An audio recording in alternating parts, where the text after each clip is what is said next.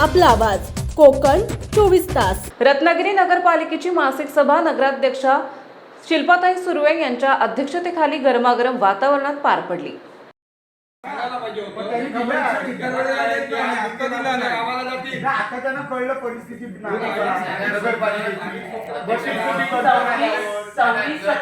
आर्थिक बजेट मध्ये आता 14 तारखेला आंबेडकर जयंती आलेली आहे आणि आंबेडकर जयंती देण्याबद्दल दुमत नाही, पण लेखा परीक्षणाचा विभागाचा जर असा रिपोर्ट आहे तर उद्या कोणतरी आपल्या विरुद्ध झाला तयार होईल। लेखा परीक्षण आपण विचारलं पाहिजे की अनेक वर्ष अशा संस्था आपल्याकडे मागणी करतात। जर आपण 1 लाख रुपयाची मागणी केली तर आपण 50,000 25,000 त्यांना देतो, तर अशा प्रकारचा उल्लेख करणं योग्यच आहे। लेखा परीक्षण आपण 5-10 वर्षाचा घेतला नाही का याच्यामध्ये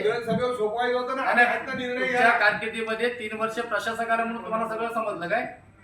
या 3 वर्षापूर्वी अनेक वेळा प्रत्येक संस्थाला आपण अनुदान दिलं, त्याचा विचार केला आपण तुम्ही स्पष्ट टिपणीमध्ये का टाकलं नाही? बघ, योग्य तो निर्णय घ्यावा।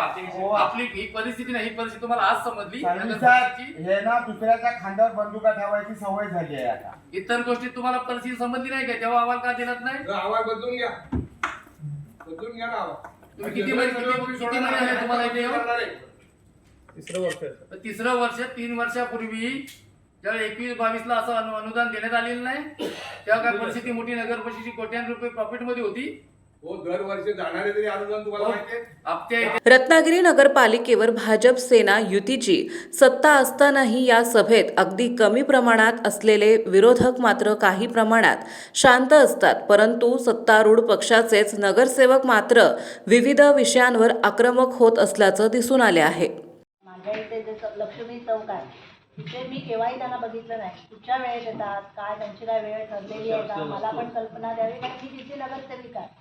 ठेवण्याबद्दलचा प्रश्न नाही। साहेबांनी चांगला निर्णय घेतला, पण कोण आहे मला सुरक्षा रक्षक दिसत नाही, दिसला पाहिजे। लक्ष्मी चौक मध्ये जो सुरक्षा रक्षक आहे कधी असतो? 10 ते सकाळी कधी असतो आणि कोण असतो? नाव कारण आम्ही तिथले नगरसेवक आहोत। तुम्हाला माहिती ना नाव? भारी बोलताय तुम्ही। अजेंड्यावर विषय आहे, 4 माणसांची नाव माहिती घेऊन द्यायला हवी। विचारता येईल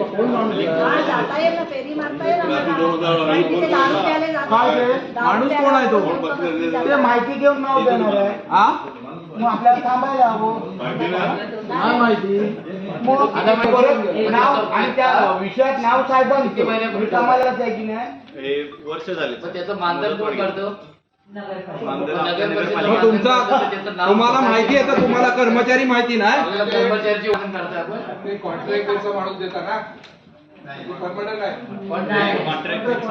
हो, पण कदम साहेब तो माणूस ना आपल्याला माहिती आहे, ते सुरक्षा मंडळाकडून घेतलेले का?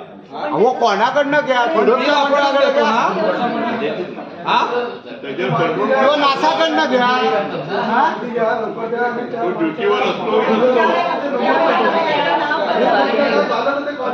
रत्नागिरी नगरपालिका ही जिल्ह्यातील एक मोठी नगरपालिका असल्याने या ठिकाणी शहरात मोठ्या प्रमाणात विकास कामे सुरू आहेत।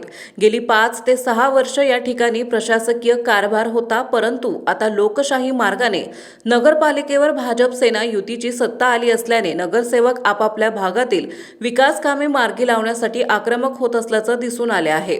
त्याच पार्श्वभूमीवर काम झालेली मासिक सर्वधारण सभा नगराध्यक्ष शिल्पाताई सुर्वे यांच्या प्रमुख उपस्थितीत विविध विषयांवर गरमागरम चर्चा करीत पार पडली।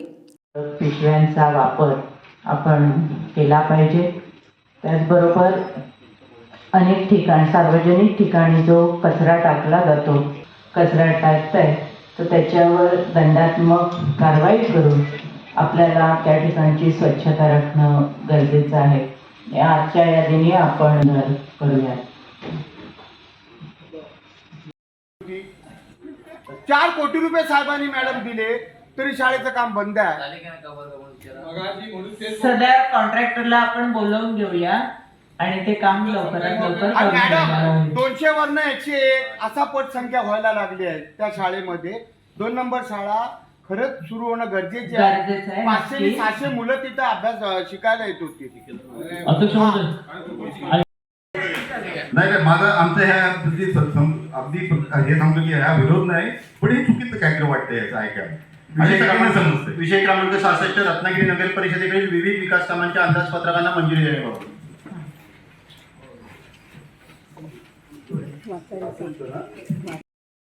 शंभरामधले 80% लोक Blacklist मध्ये टाका त्यांना. खरोखर सत्य परिस्थिती कुणी जागा अडकवले काय अडकवले तर ते विलंब झाला ठीक आहे, पण काही कॉन्ट्रॅक्टर ना ते काम थांबवून ठेवतात. अशा ठेकेदारांना Blacklist मध्ये टाका ना, बरोबर आहे. त्याचे 2-2 वर्ष काम केले त्यांचे लिस्टिंग करा, असे जे काम मुद्दे आयुक्तांचंच त्याच्यावर नियंत्रण आहे आणि त्यांनी जे मानधन आपल्याला कळवलं ते आपण मानधन त्यांना देतो.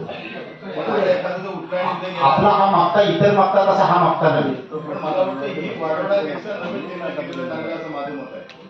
सुमोटो रिट पिटिशन 5/2025 या प्रकरणामध्ये भटक्या कुत्र्यांमुळे लहान मुलांवर झालेल्या हल्ल्याच्या पार्श्वभूमीवर निर्देश जारी केले असून प्राणी जन्म नियंत्रण 2023 मधील अनुशंकरण आणि लसीकरण करण्याचे काम सातत्याने करणे अनिवार्य आहे. याचबरोबर शहरातील सदर सुविधांचा पूर्ण क्षमतेने वापर करणे, हेल्पलाईन सुविधा प्रभावीपणे उपलब्ध करणे तसेच शहरातील विविध संस्थांची किमान दर 3 महिन्यांची तपासणी करणे व आवश्यक ती उपाययोजना.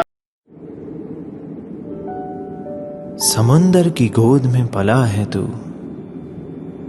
अंगड़ाई लेते ही लहरें शुरू, आज यौवन की मस्ती छोड़, ले चलता हूं तुझे एक नए मोड़, आजा तुझे माँ पुकारे अब, छेड़ देते हैं बीच से कुछ शरारत हंसी, गले लगा ले उसे ए फकीर, इंतजार कर रहा है तेरा तो, चल दे देते हैं उसे फसल की खूबसूरती तो, आजा तुझे माँ पुकारे अब, उन्हें भी देनी है एक नई पहचान, आजा तुझे माँ पुकारे अब।